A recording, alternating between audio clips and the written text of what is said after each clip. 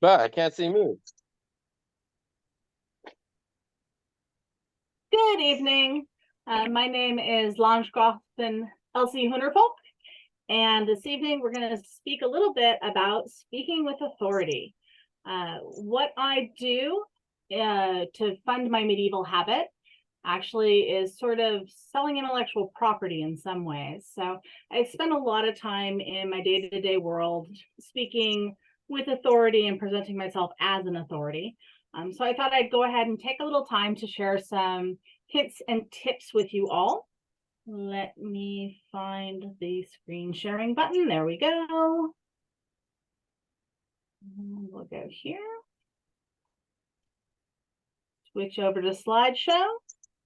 And that way I can remember what it was I wanted to say to you all. So,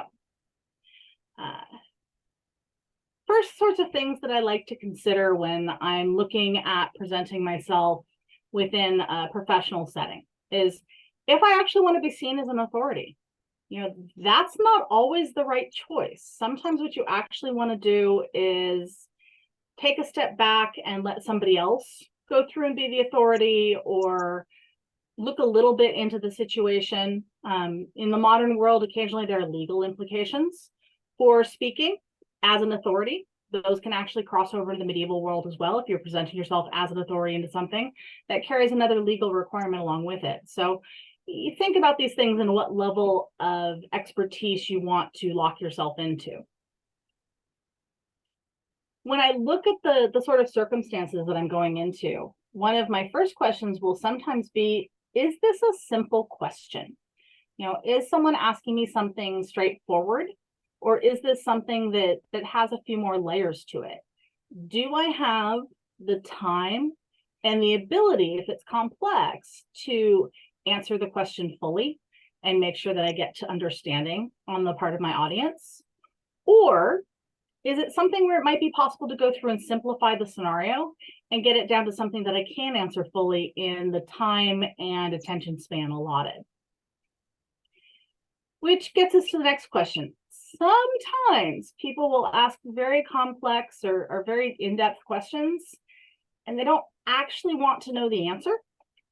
So I always try to do kind of a mental check and look forth and see, okay, am I about to really bore people by giving them all the in-depth nuance?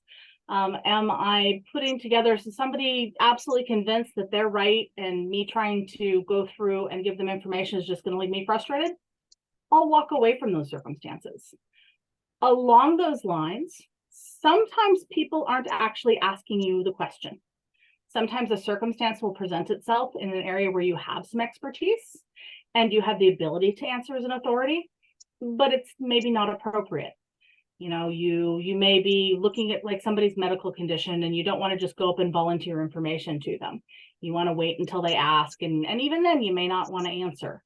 But having that little check and balance on yourself will help prevent winding up in frustrating situations where not only you're frustrated, but maybe your audience is as well. So I find when I'm speaking professionally that two of the phrases I use most often are actually, it depends. See the previous comments about complex circumstances. And I don't know.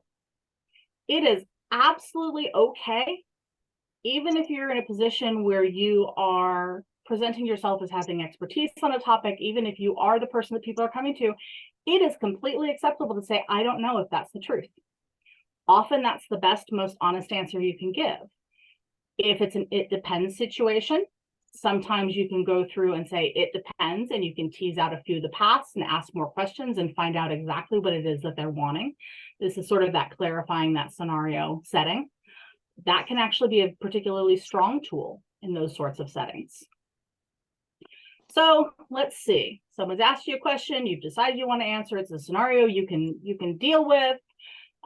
It's something where your default isn't I don't know, or it depends, or maybe it is.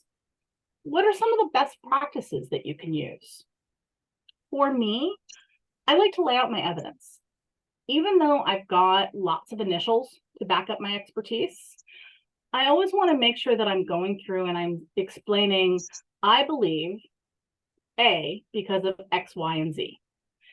And within that, keeping it summarized. Maybe they really don't want to know the entire thing.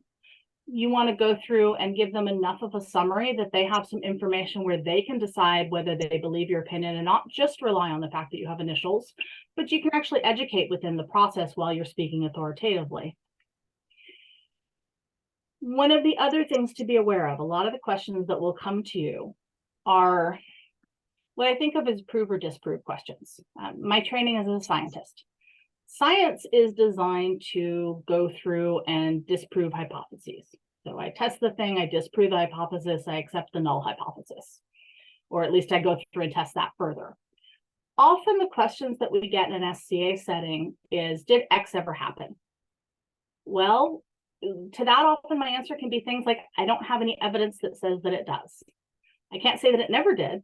It's really difficult for me to say never. A lot of topics, I'm just scratching the surface on my knowledge on it. But I can say what I do know. I can say what I know that's adjacent to that idea. And I can say my best guess is, my best scientific wild ass guess is that this is what that comes down to. But this is where my evidence is lacking. And just be honest and lay that sort of thing out for folks and let them make their own decisions. Within that, and this is difficult, if you're not familiar with documentation, I really recommend that you go and watch the video in this series that was done by Laurel Vigilant Wilhelm on documentation. He does an excellent job talking about sources and citing them. Here we're looking at doing it verbally, which is a little bit of a challenge. It's really easy for me to lay out my big long written bibliography when I have things in writing. My citing becomes a little more generic. I believe that horses were not present in the Pampas in the year 0 because archaeologists talk about X, Y, and Z. And there's a few papers that talk about that. And if you go on my website and give the URL, that's where you will find the bigger list. That's one way to do it. If you can talk about something that's maybe a personal experience or an experience of a friend, so anecdotal evidence is valid. You can say, hey, I tried that once. This is what my result was. Or, I was speaking about that issue a few years back with this expert over here, and what she thought was, and cite that. And all of those things are ways of going through and sticking with your evidence and citing with your evidence, and not just relying on being able to say what your belief is and trying to state your opinion as fact. You're going through and you're giving all the background to go with it. You're working from memory. It's not always going to be perfect. And it is okay to cite yourself. It is okay to cite experience and anecdotal reports. Just be very clear and honest in what you're doing.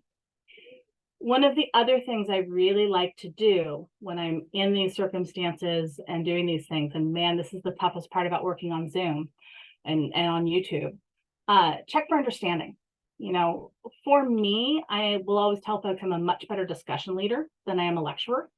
And I really like to be able to go through and in the process, watch the body language of the people I'm talking to. Are they bored? Are they showing increasing understanding? Are they nodding along? Do they seem to be showing me all the things that I take as, yes, we're good?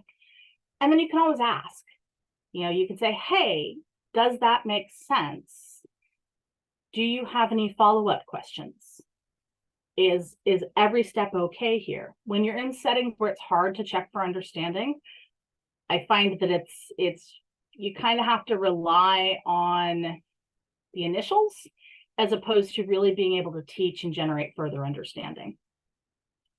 So going back to the idea that, sometimes you don't know, sometimes it depends, and sometimes you're citing your sources from memory. One of the things I'm big about is following up. When somebody asks you something that's outside your easy answers, hey, that's a really great question. I believe the answer is X, but you know what? I want to go back and look at my documentation and make sure I'm getting that right to you.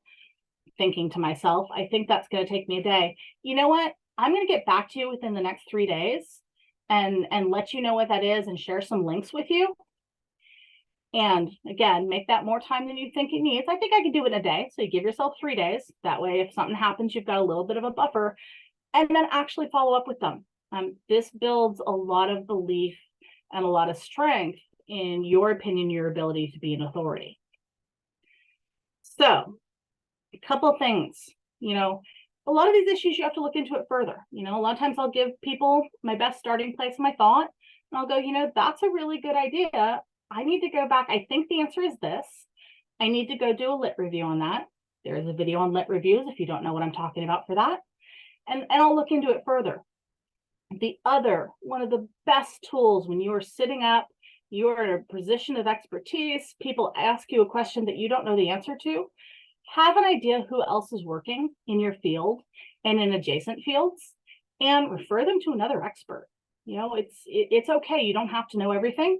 You don't even have to look everything up. Sometimes the best thing you can do for someone who's looking for an answer is say, that's a little outside my field or a little outside the scope of what I was looking at, but that amazing peer over there works in that same field. And I bet if we go talk to them, they'll be able to give us an answer. And you can move things along that way and help people find the answers that they need to find, and in a way that allows you to maintain your professionalism and then maintain your authority, and hopefully you feel comfortable. With that, I am going to go ahead. If anybody has any questions they want to ask on camera, I'm happy to do that. Otherwise, we'll go ahead and end the recording and we can take some questions off camera.